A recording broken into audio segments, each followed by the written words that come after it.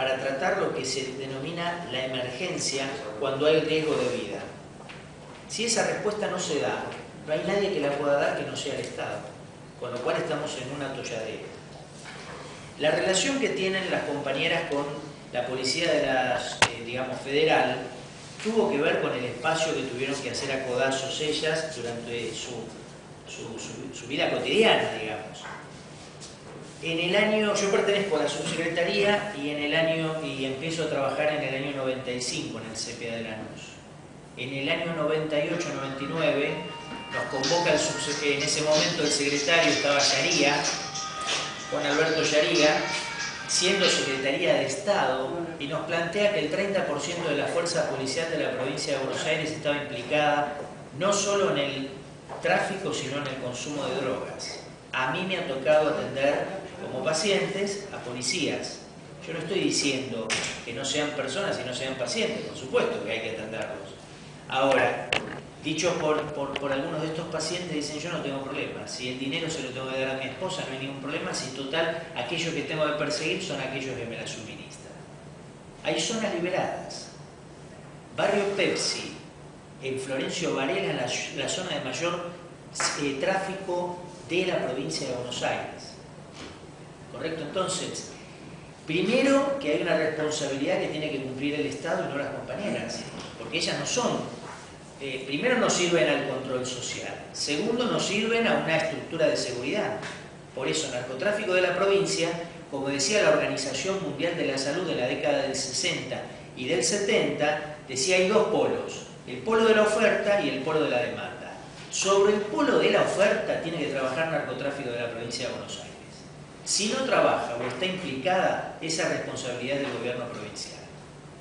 Y por otro lado, los que trabajamos en asistencia y en prevención, sí podemos trabajar sobre la demanda. Es decir, ¿qué le pasa a un chico de 10 años que no encuentra vulnerados sus derechos y encuentra que no tiene posibilidades de inserción en la escuela y demás?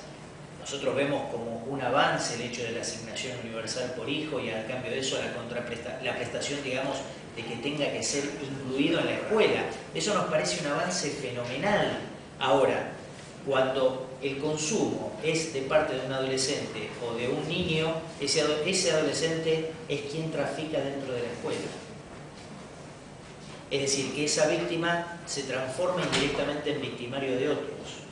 Por eso digo, no estoy haciendo una apología ideológica de Juan Alberto Yaría, porque no es el ámbito. Yo no tengo ninguna formación ideológica similar. Digamos, yo tengo bien claro cuáles son mis objetivos y también cuáles son los objetivos en la institución pública en la que trabajo. Pero lo que sí es evidente es que hubo una retracción por parte del Estado. El gobierno provincial ha utilizado esto para su campaña política durante las elecciones, diciendo que era prioridad del Estado el tema de las drogas en la provincia de Buenos Aires.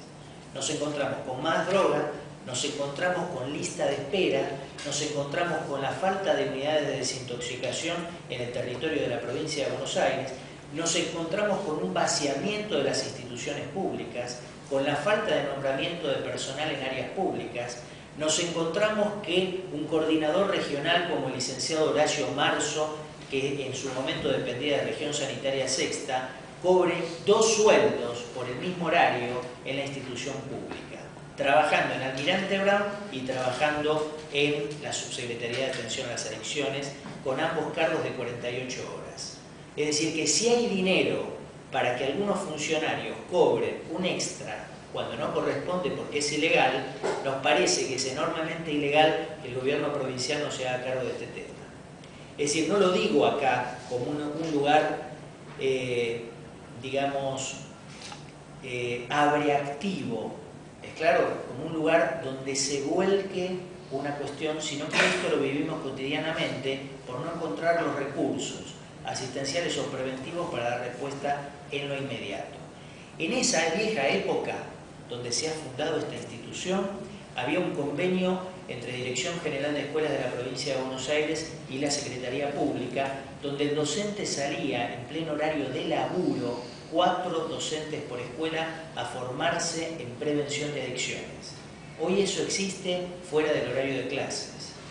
Con lo cual, el docente no solo no tiene puntaje bonificante que pueda acreditar, segundo, no se tiene firmado convenios con universidades públicas, y tercero, lo que se genera es un estado de desestructuración o destrucción de las redes sociales. Porque, digamos, la escuela chilla porque no tiene cómo hacer para que ese pibe que llega drogado a la escuela pueda llegar a un lugar de atención. Por suerte, digo, la excepción no hace a la regla. Digo, en el CPA de Lanús, digo, por suerte podemos trabajar en forma inmediata con los consejos locales y zonales de prevención, digamos, y de derechos de los niños, niñas y adolescentes. Estamos trabajando muy bien porque ambas subsecretarías, la de niñez y la de adicciones, hoy pertenecen al mismo ministerio. Y de hecho se han generado muchos espacios de red y saludamos concretamente. El tema lo más complejo que tenemos es patologías duales y enfermos crónicos. Es decir, no puede un psiquiatra que no ha atendido a un paciente, sino que está en una parte administrativa que se llama hospitalito, así se le llama en la subsecretaría, que está en calle 13 y 527 en Tolosa, plantear una diferencia de un diagnóstico de acuerdo al Manual de Diagnóstico Psiquiátrico de Estados Unidos, el DSM-4, cuando no vio a ese paciente. O no me pueden dar la respuesta como me la han dado a mí: mira, no la podemos internar porque tiene más de 50 años, porque es alcohólica crónica y porque es mujer. Si esto tomara estado público, el INADI tendría automáticamente que hacer una denuncia. Entonces, digo, tomando las palabras que decía anteriormente mi compañera, el tema de los derechos humanos no es una declamación, tiene que ser un acto constante. Y en esto el Estado tiene que velar por eso. Sí, un poco lo que estaba diciendo Carlos, nosotros en Capital nos movemos con Cedronar. Cedronar empezó a hacer asistencia en el 2005,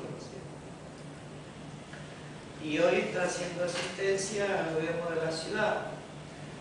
El problema es que ante la falta de presupuesto, ante la contratación de comunidades que muchas son neuropsiquiátricos, cuando hablamos nosotros de emergencia y en el ya nos encontramos con el choque de que te doy un turno para dentro de 15 días o el cruce con el responsable del momento que atiende al que va voluntario, porque el que vaya un consumidor de pago voluntario a pedir un turno o decirle sí, mami, vamos, es la gloria. Nosotros no queremos internarlos en forma compulsiva porque pensamos que no vamos a tener respuesta después. El problema es que si no está voluntario, hacemos toda la movida que nos vemos obligados a utilizar un patrullero porque no existe una ambulancia para la emergencia. Para la emergencia, sobre todo de adicciones, y que lleven a ese chico pasado por el mal momento de tener que ser llevado por la policía y un patrullero porque no hay voluntad, que lleguen a Cedronar al gobierno de la ciudad y le digan: tenés un turno para la semana que viene o para dentro de un mes, como está pasando ahora. Y la respuesta de esa madre que hizo toda esa movida, toda esa locura, poder sacar a su hijo del antro del narcotráfico, de poder llevarlo, hasta incluso se lo baña, porque yo digo, tienen que llevarlo a los chicos como están totalmente destruidos para que realmente el psiquiatra, el psicólogo, el que lo atienda, vea realmente cómo está la persona deteriorada, consumida. Siempre dicen que hay que llevarlo con 48 horas que no haya consumido. Nosotros queremos que vaya ya, y es un momento para que sepan que es un consumidor, sobre todo del Paco, en qué estado de locura se encuentra, que se muestre tal cual es. porque si va lavado, planchadito, con ropa limpia, zapatilla nueva,